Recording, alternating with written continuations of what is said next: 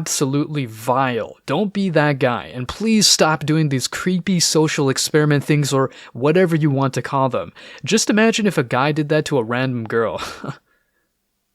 I swallowed academics as pee. Allegedly. I wish it was anyone but him. Then I know, me too, but he was the only very person. Do you think 6ix9ine is gay? Yeah. Let me tell you. Attaboy, a win's a win. They both seem to have cherished that night. Craziest college confession. Meeves over here. Meeves over here. She had sex with him. How'd that go? It was so good. Have him tell you more about it. Definitely a magical moment. What's up with this circus? Never seen so many clowns in one room taking themselves seriously. The bottom 80% of men are competing for the bottom 20% of women on Tinder, and the top 80% of women are competing for the top 20% of men. So this means that most men to most women are effectively invisible, and most women to a small number of men are effectively usable. Has a man ever told you that 80% of women are going after the top 20% of men, and that's why there's this epidemic of men that can't find partners, or that's why we have these studies saying that men aren't having sex or as much sex as they would want? Well, he's wrong, and I'm going to tell you why using data. More often than not, when a man starts talking about the 80% and the 20%, he is parroting Jordan Peterson. And Jordan Peterson is talking about something called the Pareto principle. Now, he's talking about it incorrectly, but he's still talking about it. And the Pareto principle is an economic theory that says 80% of the output is determined by 20% of the input. And so what these guys are saying is that 80% of women are going after the top 20% of men. So we're going to talk about two studies today. The first is the Tinder study, and this is the study that the men almost always reference. The second is the OkCupid study. Now, both of these studies are a bit old. However, the OkCupid study predates the Tinder study, and so it should have informed that study in some way. So the Tinder study is from 2015. It was done by one guy, and he polled 27 male self-selecting Tinder users. Now, if you know anything about statistics, you know that 27 is an incredibly small sample size, and that self-selecting contains so much bias that this entire thing is bunk right from jump. But fine. Now I'm going to talk to you about the OkCupid study. OkCupid currently has about 1.79 million users. I know they didn't have as many when this study was done, but they certainly had more than 27. Also, this is not self-selecting. They just collect the data from their users and then they analyze it. They begin by having men rank women's attractiveness from 0 to 5. And at first, the curve looks pretty normalized, right? You're about as likely to be rated super ugly as you are super attractive, and most women fell in the 2.5 range. However, when you look at who the men are messaging, you'll see that they're really only messaging the most attractive 5s. So women were a bit less charitable when it came to ranking men. They rated about 80% of men below medium. However, when they went to message those men, you see that they actually only were slightly ahead of the curve. And if you actually look, you'll see that the most attractive men really aren't getting very many messages at all. And so when you plot those two lines together, you see that men actually care a lot more about looks when it comes to deciding who they're going to message or pursue than women.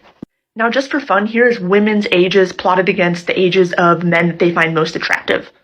From about 20 to 30, they prefer someone slightly older. From 30 to 40, slightly younger. And then after 40, their taste starts to plateau. But when you look at this graph for men, they pretty consistently prefer women in their very young 20s. And by young, I mean barely able to buy a drink. Yes, some multicolor hairdo chick is going to tell us how she's smarter than a psychology professor with 30 plus years of experience, and she understands the studies better than everyone else, all to fit her ideological world full of emotional think. Here's an actual customer out here. What's the best kind of firework to buy? Wouldn't you like to know, weather boy? Where are your parents? Kid's sketchy. Back.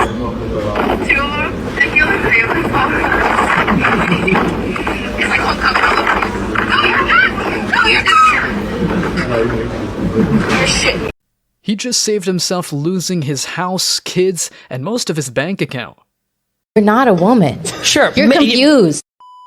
just prefer to not see dicks in the locker room. That's just my personal opinion, and I also think it's like a safety concern. Yeah, I'm not saying that the majority of trans people are going to take advantage of it. It's just I think that opens the door to someone that will. I have a son. I want all the trans rapists in the women's bathroom. Okay, like that doesn't make sense either, right? Like if there are all these rapists, why do you want them going to the boys' bathroom instead? Like it just doesn't make any sense. I reject the whole bathroom narrative is super silly. That much. You would I think be that people okay with a man walking into the bathroom a man dressed as a woman walking into the women's bathroom. I think that whatever That's clearly a man. I think Beard and all. I think that whatever you clearly express as is probably where you go. But they're confused. If you have a beard with a wig on and a dress and you're walking in the girl's bathroom, you're not a woman. Sure. You're confused. We would have to deal with trans men coming in the male bathroom as well, right? I want a man that's definitely going to be able to pay the bills, like take care of me, but I still want to be able to have the option to work and do like my career, have a career and still have kids.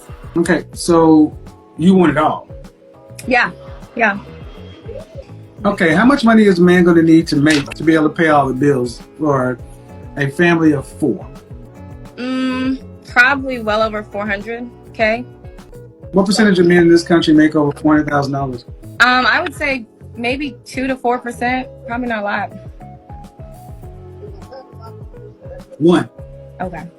1%. So let's go back to what you said. I feel men don't care about what you feel. We think, act, and do. Men hit the financial stride between 45 and 55. Are you prepared to marry a man that's 45 years old or older? No. So you're a delusional black woman. You guys really think that your guy friend is your guy friend? You're going to call him and you're going to say, I miss you, but why haven't we ever taken it to the next level? Hi, bro. How have you been?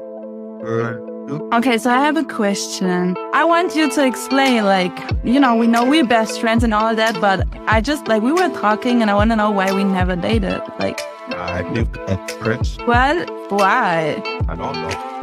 But, we're best friends. I don't know how much hurt you and stuff.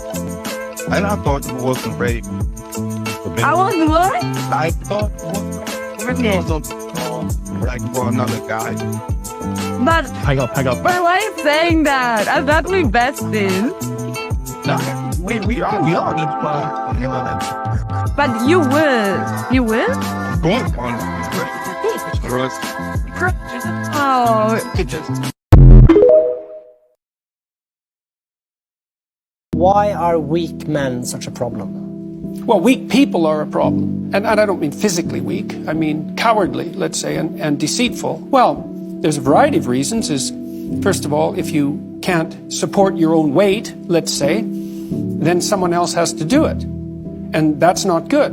And then if you don't pick a forthright and useful and noble pathway through life, then you'll become bitter and too hurt by the tragedy of existence. And then you tend to seek your revenge wherever you can get it. And that's not good. So it's a mistake on all fronts. It's not good for you. It's not good for your family. It's not good for the community. It's certainly not a good medium to long-term strategy because life is very, very difficult and you have to be prepared for that.